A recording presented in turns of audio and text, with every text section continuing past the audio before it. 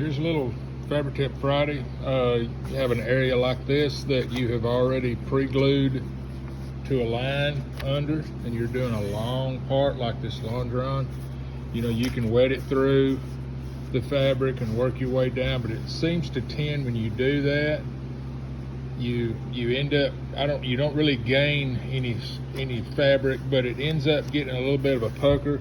What I like to do is just have a good starting and stopping point. It doesn't hurt just to make a little cut like that, and that finishes off one. Then you can raise, because if you can't really wet it underneath all the way down, if you're not going to wet it through, you're going to wet it underneath. So it just gives you a start stop point. The reason I say is when you're wetting it through, if you'll remember, a lot of times when I razor an edge and I have pulled this down and I've marked a mark on this, and I put just a light layer of thin glue right where we're going to cut, and see, that is not fraying or anything, but by putting that thin part of glue down, when you wet this through, let me see if I can just demonstrate it. It's probably not, now I'm wanting it to do it and it probably won't do it, but if I'm wetting it through, the AirTech reactivates itself fine. So you get that color through like that, works its way down.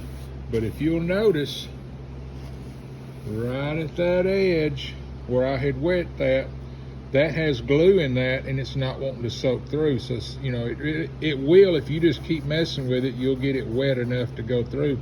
So a lot of times what I'll do is I'll cut a little section, raise this up, run some glue under it to activate it, and then run a little glue right to that line. That way I'm not having to soak through that little part that I wet the glue to cut that razor that's hindering me from soaking through. And I'm going just a little bit outside the line because I'm going to have a reinforcement tape that's going to overrun that. So I'll have me a new mark out here. So if you're wetting it through, you're going to have this little line where you wetted it before to make that razor cut. Is going to hinder it from soaking through.